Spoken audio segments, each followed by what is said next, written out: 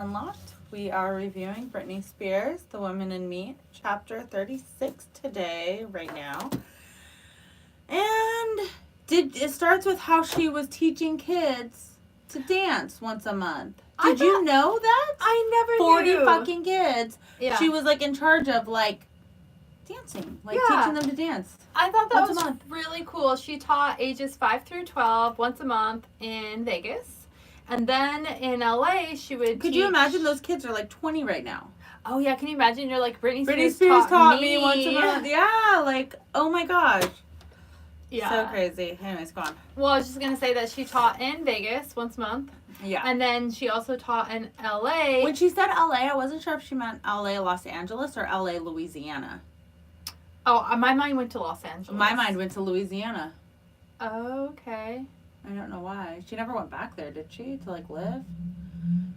I don't know where she lives now. I think she still lives in LA or somewhere. I don't know. Yeah, I think so too. I don't even know where her house is. Anyways. But she taught there once every 2 months. So it wasn't every month, but once every 2 months. And that she said that was some of the most fun her entire life. The kids have no judgment. And she finds it 100% healing to be around children. And she could just be herself and have fun. Yeah, be goofy and everything. Yeah. By accident, she was spinning around or something, and she bumped a little girl on her head, and it was totally by accident. It was no big deal, but she just felt so bad. She was so apologetic, and then it was a light bulb went off, and it was a wake up call. And she's why? I care so much about this little girl, and the people who the court's appointed to take care of me don't even feel like this towards me, and I'm the one that's giving them all this money and all this shit, and they're supposed to really take care of me, and I'm it was a wake-up call where she was okay, no, I'm out, this is bullshit. And so in 2014 she did try to go to court to get a judge to drug test her dad, and was his behavior's erratic, he's an alcoholic, can you drug test him, can you do something? And the judge wouldn't listen. Yeah. So, and then she even did it in 2016. She did an interview where she talked about the conservatorship, and she was very blunt and open about it, but it never made it on the air. That was the cutting room floor. Censored they cut it out. Yeah. And then her and Charlie broke up, and then Britney made a new album with writing with Julia Michaels and Justin Tranter. Yeah, I don't know who they are. Sometimes you know who these people are, but... But the album was Glory. Did you say that? I did not yet, and she felt really good about the album. In fact, Sean Preston named it Glory. Yes. And... Which, I don't know, I might get some, flack for this, but as a fan of Britney, I know Britney loves the album Glory, and she felt so empowered and... Free. But for me, as a fan, it was not my favorite album. She had some really good songs on it, and it was good, but I don't think that it was that great, to be honest. Yeah, no. It was kind of forgetful. I didn't even hear about it. I'm not a super Britney fan though, so but she felt good about it. Yeah. So she actually got to go to the VMAs for the first time since 2016, perform at the VMAs. Mm-hmm. I mean, in 2016, first time since 2007. 9 years later. And she released the video for Make Me. Tell me why I don't remember the song Make Me. I didn't either. It's on the album Glory. That's why I don't remember the song. And then she was working on her Slumber Party music video, and that was the first time that she saw Hissam Asghari, and it was love at first sight. Also known as just Sam. So we might even just say Sam because most people just call him Sam. Well, he's very short-lived in this book, so far. Which is very, very surprising and strange to me because I wanted some major tea on Sam. Yeah, but she doesn't even say they got married or anything, so maybe it'll pick back up again because how she always goes this way, that way, this way, that way, this way, over here, under here, But did you say that she was instantly... Yeah, love at first sight, all over each other, loved each other, great. I mean, I will say that he's easy on the eyes, but after I know the stuff I know about him from, which may or may not be true from the tabloids. media and the way that he treated her, and that supposedly he's just a handler. All of that stuff just takes the looks away from me, and I'm just like, I don't like him. And I think that's what, I'm trying to look at a picture of him. Oh my God. To me, he's like my type of guy, like tall, dark, and handsome. Yeah, he is. Like he's the oh my God, I didn't realize that he would look like this. Yes, he's the type of guy I would totally go for. He's like my type 100%. You guys should Google this guy. Yeah. See, he has a sister. Yeah, I think he has a big family. Oh my gosh, look. Yeah, he's really, she's really pretty too. He is very easy on the eyes. Could you imagine if you were like, hey, my brother is married to Britney Spears? Mm-hmm. Yeah, when she hooked up with Sam, I was like, go, Britney. Yeah, no wonder it was love at first sight. Did you see my reaction? I think it was love at first sight for me too. But then when you hear stuff about him, maybe it's not true. I don't know. It just makes me feel like, you're ugly inside, so you're not. Yeah, for sure. I mean, he's still hot, but. I don't know anything, so.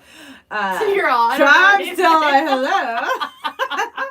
So, but 2 weeks after they meet, the tabloids would go on saying that he's cheating on her. When that's like, you're not together, you're like, it's 2 weeks. It might be like in the talking phase where like maybe he's dating other people or he hasn't 100% called it off with the other people. Yeah. So, anyways, during that time, she got back on energy pills, and so her dad sent her to an outpatient rehab, which was very nice of him, considering he could have just locked her up and threw away the key again. Mm-hmm. But she had to go to AA 4 times a week, and she really felt inspired by the girls at AA and all their stories and everything. But here she goes again complaining, because everything, it's like, I don't get to do it. Like, earlier when we were reading the book, Heather stormed out, was like, oh my God, Britney Spears, I don't get to, because she's acting like a 2-year-old. So she's like, other people would get to come and go as they want. Other people, she had to do 4 and the same 4 every time, 4 nights a week. Yeah. So she had to do whatever, morning, whatever. And she said that the other girls would be able to choose, I want to do morning, I want to do night. Well, they're not under a conservatorship. Mm-hmm. And just be happy for them. Okay, but I will say, because I know people that are in AA and have been in AA. Okay, so the way I understand it is, Britney wasn't an alcoholic though. No, but she should have been an NA for the fucking pills. Would be like Narcotics Anonymous. Exactly, but she was in Alcoholics Anonymous, and the way that I understand it is like if you feel, and it's different for everybody, but the experience I've had with people that I know.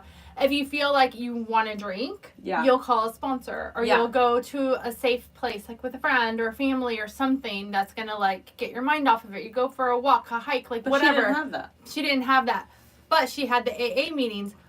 But for her to just go at the same time every day, like a schedule, it probably helped her. But I think when you really need help, it's like in that moment, you need it right now. You need to go hit a meeting. Because it's and they have meetings all the time, like all practically over the place. 24 hours a day. Yeah. They even have one online that's like a 24-hour thing that you can just pop on whenever. Yeah, like they have them everywhere. So if she really needed it and she really was an alcoholic or for other reasons she needed it, it doesn't really make sense, honestly, for her to have to go the same time every day. And it makes sense why the other women would be like, just randomly on different times. So that I kind of get what Brittany's saying, only because me experiencing. But the way that she writes it is like a 2-year-old throwing a tantrum. But I want to go. But I want. But they get to. But the difference with Britney is the only reason why she was throwing a tantrum, because you're right, she was throwing a tantrum.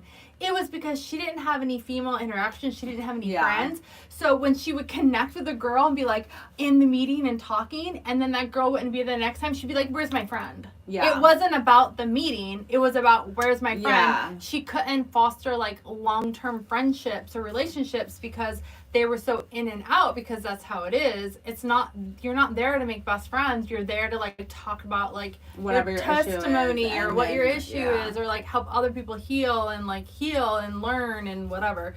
So yeah, that's my 2 cents on that one. I just think that she was more upset about she couldn't see her friends, quote unquote I think friends, so too, than actually doing like the work what was they do in AA. Yeah. So so one time she did want to stay home with the boys for AA. She wanted to stay home one night. She had come home from rehearsing or whatever she's doing. She has this crazy ass schedule. She was just like, I just want to sit at home with the boys, have some popcorn, watch a movie, and chill. Can I please just stay at home tonight? Yeah. I haven't done anything wrong in the last freaking 10 years or whatever. You know, I've been going to all the meetings. I've been doing all the shit. And Dad said no. She had to go to the meeting. And it's so shitty. And how sad for her kids, because you know they're missing out on mom time. Yeah. And so she ended up You know what I just thought about? What? And it's fucked up that they would schedule her AA meetings when it's her parenting time. I don't know why I keep doing quotes. Because there's so much time the kids are with Kevin. Yeah, That like why not schedule it when the kids are with Kevin, so that way when the kids are with her, she doesn't have to they're do evil, all this extra they're rude, stuff. they're mean, they don't give a fuck. Yeah, it's not good. So so she had a hairdresser, and she really liked the hairdresser, and her hairdresser was like looking at her schedule, like, dude, this shit's crazy. Oh my god, it's insane. Mm-hmm. All this stuff, like, somehow what the hairdresser said got back to her dad, and she never saw that hairdresser again. Yeah, and she said that this hairdresser was a mother and was a very kind person, and that was the end of it. She just was never allowed to work with Britney again because she was putting seeds in Britney's mind about, slowing things down. Yeah, and that can't happen. We got to keep the workhorse going. And then did we talk about her schedule, like the actual schedule? No. Okay, so she did 4 AA meetings per week. She did 2 hours of therapy per week, 3 hours of training, plus she did fan and meet and greets, and she did 3 shows, and that was all per week. Yeah. So that's a lot. Yeah, that is. Mm-hmm. Yep. So that's a schedule that the hairdresser was like, hey, this is a bit much. Because she's having to do her hair for all this shit. And she's like, why am I seeing you so much? So, I'm sure she got paid pretty well. Yeah, but hopefully. Still, like, God, what are you doing now? What are you doing now? So that's the end of chapter 36. And join us for chapter 37. See you in a bit. Bye. You're right. We need the clicker. I'm all bye. And then I get up. See ya.